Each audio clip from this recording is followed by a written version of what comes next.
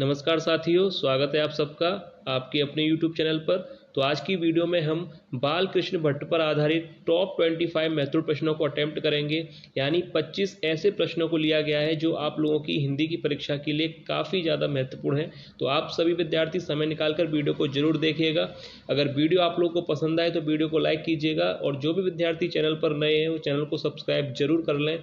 तो चलिए वीडियो को शुरू करते हैं और देखते हैं आज का हमारा पहला प्रश्न। तो देखिए, पहला प्रश्न दिया गया है, बाल कृष्ण को हिंदी का स्टील किसने कहा है। देखिए, पहला ही प्रश्न आप लोगों की परीक्षा के लिए काफ़ी ज़्यादा महत्वपूर्ण है कि बाल कृष्ण भट्ट को हिंदी का स्टील किसने कहा है। ऑप्शन ए आचार्य हजारी प्रसाद द्विवेदी, या ऑप्शन बी आचार्य महावीर प्रसाद द्विवेदी, या ऑप्शन सी आचार्य रामचंद्र शुक्ल, या ऑप्शन डी रामधारी से दिनकर। तो देखिए, किसने बालकृष्ण भट्ट को हिंदी का स्टील कहा था। अगर ये प्रश्न आप लोगों के एग्जाम में आता है तो याद रखिएगा, इसका राइट आंसर होगा ऑप्शन सी आचार्य रामचंद्र शुक्ल। याद रखिएगा, आचार्य रामचंद्र शुक्ल ने ही बालकृष्ण भट्ट को हिंदी का स्टील कहा है। तो यहाँ पर राइट आंसर हो जाएगा ऑप्शन सी। अब देखिए, इसके बाद अगला प्रश्न देखते हैं। देखिए, अगला प्रश्न यहाँ पर दिया गया है, बालकृष्ण भट्ट किस युग के लेखक हैं। बालकृष्ण भट्ट किस युग के लेखक हैं। ऑप्शन ए भारतेंदु युग, ऑप्शन बी द्विवेदी युग, ऑप्शन सी छायावादी युग, या ऑप्शन डी छायावाद उत्तर युग। तो देखिए, बालकृष्ण भट्ट किस युग से संबंधित हैं। तो राइट आंसर हो जाएगा ऑप्शन ए भारतेंदु युग के ये प्रमुख लेखक हैं। याद रखिएगा, बालकृष्ण भट्ट किस युग से संबंधित हैं, भारतेंदु युग से। ठीक है। अब इसके बाद देखिए, अगला प्रश्न देखते हैं। देखिए, अगला प्रश्न दिया गया है, बालकृष्ण भट्ट का जन्म किस वर्ष हुआ। बालकृष्ण भट्ट का जन्म किस वर्ष हुआ। सन 1842, सन 1844, या ऑप्शन सी सन 1845, या ऑप्शन डी सन 1846। तो देखिए, किस वर्ष बालकृष्ण भट्ट जी का जन्म हुआ था। तो देखिए, यहाँ पर राइट आंसर हो जाएगा ऑप्शन बी, यानी 1844 में बालकृष्ण भट्ट का जन्म हुआ था। याद रखिएगा, बालकृष्ण भट्ट का जन्म किस वर्ष हुआ था, सन 1844 में। ठीक है। अब इसके बाद अगला प्रश्न यहाँ पर दिया गया है। देखिए, अगला प्रश्न है, बालकृष्ण भट्ट का जन्म कहाँ हुआ था। अभी देखिए, पहला प्रश्न था कि किस वर्ष उनका जन्म हुआ, सन 1844।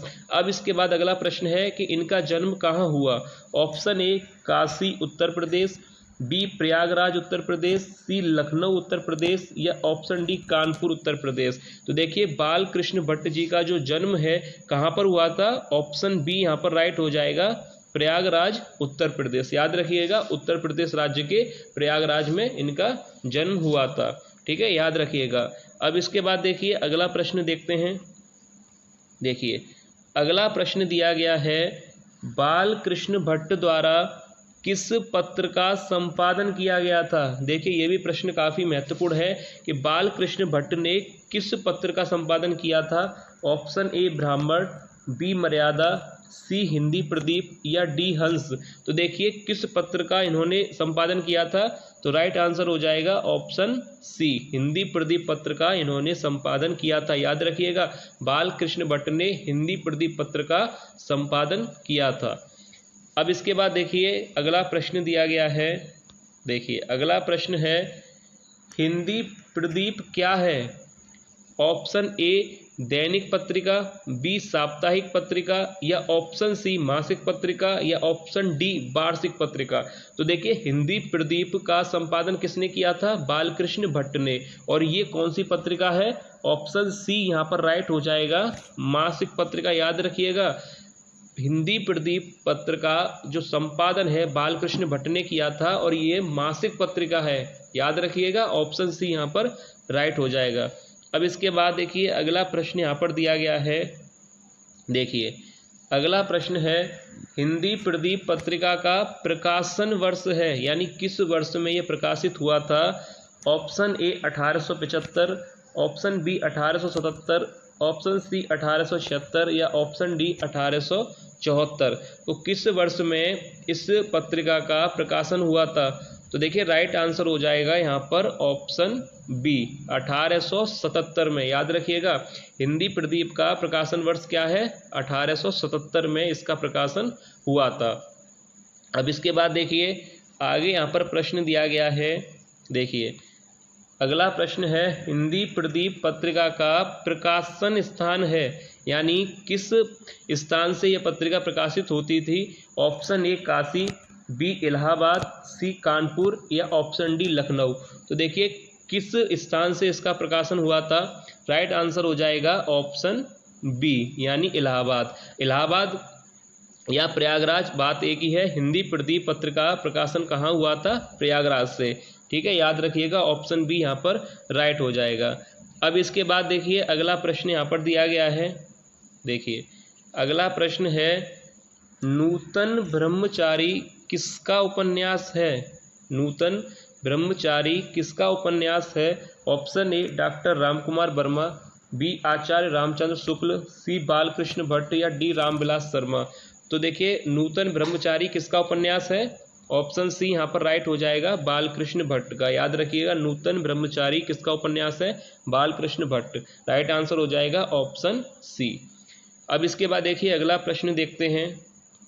देखिए अगला प्रश्न यहाँ पर दिया गया है साहित्य जन समूहों के हृदय का विकास है, यह किसका कथन है। साहित्य जन समूहों के हृदय का विकास है, यह किसका कथन है। किसने कहा है कि साहित्य जन समूहों के हृदय का विकास है। Option A doctor Ramkumar Verma ने, या आचार्य रामचंद्र शुक्ल ने, बालकृष्ण भट्ट ने या डॉक्टर रामविलास शर्मा ने। तो देखिए किसने कहा था कि साहित्य जन समूहों के हृदय का विकास है। तो देखिए अगर ये कथन आता है तो याद रखिएगा ये किसने कहा था, राइट आंसर हो जाएगा ऑप्शन सी बालकृष्ण भट्ट। याद रखिएगा ऑप्शन सी यहाँ पर राइट होगा, बालकृष्ण भट्ट ने यह कथन कहा था कि साहित्य जो है जन समूहों के हृदय का विकास है। अब इसके बाद देखिए अगला प्रश्न देखते हैं। देखिए अगला प्रश्न यहाँ पर दिया गया है बालकृष्ण भट्ट का प्रहसन नाटक है। ऑप्शन ए बाल विवाह, नल दमयंती स्वयंवर, नूतन ब्रह्मचारी या रेल का विकट खेल। बालकृष्ण भट्ट का प्रहसन नाटक है। तो देखिए राइट आंसर क्या होगा, इन चार ऑप्शन से कौन सा ऑप्शन जो है सही है। तो देखिए राइट आंसर है ऑप्शन डी रेल का विकट खेल, जो कि बालकृष्ण भट्ट का प्रहसन नाटक है। याद रखिएगा। अब इसके बाद देखिए अगला प्रश्न देखते हैं। देखिए अगला प्रश्न दिया गया है बालकृष्ण भट्ट का यात्रा वृतांत है। बालकृष्ण भट्ट का यात्रा वृतांत है। ऑप्शन ए सरयू पार की यात्रा, या ऑप्शन बी लखनऊ की यात्रा, सी रूस में 25 मास या ऑप्शन डी गया यात्रा। तो देखिए बालकृष्ण भट्ट का यात्रा वृतांत कौन सा है, यहाँ पर कौन सा विकल्प सही होगा। तो देखिए राइट आंसर हो जाएगा ऑप्शन डी। यहाँ पर याद रखिएगा ऑप्शन डी यहाँ पर राइट आंसर होगा, बालकृष्ण भट्ट का यात्रा वृतांत है गया यात्रा। ठीक है, अब इसके बाद देखिए अगला प्रश्न देखते हैं। देखिए अगला प्रश्न है 100 अजान 1 सुजान रचना के लेखक हैं। 100 अजान 1 सुजान रचना के लेखक हैं। ऑप्शन ए आचार्य रामचंद्र शुक्ल, रामवृक्ष बेनीपुरी, बालकृष्ण भट्ट या रामधारी सिंह दिनकर। तो देखिए 100 अजान 1 सुजान रचना के लेखक हैं। ऑप्शन सी राइट हो जाएगा बालकृष्ण भट्ट। याद रखिएगा यह रचना किसकी है, बालकृष्ण भट्ट जी की है। 100 अजान 1 सुजान के रचनाकार हैं बालकृष्ण भट्ट। अब इसके बाद देखिए अगला प्रश्न देखते हैं। अगला प्रश्न यहाँ पर दिया गया है। देखिए बालकृष्ण भट्ट निम्न में से क्या हैं। ऑप्शन ए उपन्यासकार हैं, ऑप्शन बी नाटककार हैं, सी निबंधकार हैं या ऑप्शन डी उपरोक्त सभी। तो देखिए बालकृष्ण भट्ट जो हैं कौन हैं, उपन्यास भी हैं, नाटक भी उन्होंने लिखे हैं और निबंध भी हैं। यानी ऑप्शन डी यहाँ पर राइट हो जाएगा, क्योंकि बालकृष्ण भट्ट जो हैं उपन्यासकार भी हैं, नाटककार भी हैं और निबंधकार भी हैं। इसलिए यहाँ पर जो राइट आंसर होगा ऑप्शन डी। याद रखिएगा उपरोक्त सभी यहाँ पर राइट होगा, क्योंकि बालकृष्ण भट्ट जो हैं वह उपन्यासकार भी हैं, नाटककार भी हैं, निबंधकार भी हैं और गद्यकार भी हैं। यहाँ पर ऑप्शन नहीं है पर याद रखिएगा वह गद्यकार भी हैं, इसलिए यहाँ पर उपरोक्त सभी राइट आंसर होगा। अब इसके बाद देखिए अगला प्रश्न यहाँ पर दिया गया है। देखिए अगला प्रश्न है कि नूतन ब्रह्मचारी रचना की विधा है एकांकी, नाटक, उपन्यास या निबंध। तो देखिए काफ़ी सरल प्रश्न है कि नूतन ब्रह्मचारी रचना की विधा क्या है। नूतन ब्रह्मचारी क्या है? नूतन ब्रह्मचारी उपन्यास है और किसका है? बालकृष्ण भट्ट का। याद रखिएगा बालकृष्ण भट्ट जी का यह उपन्यास है नूतन ब्रह्मचारी। अब इसके बाद देखिए अगला प्रश्न देखते हैं। देखिए अगला प्रश्न दिया गया है नूतन ब्रह्मचारी रचना का प्रकाशन वर्ष है। किस वर्ष यह प्रकाशित हुआ था उपन्यास?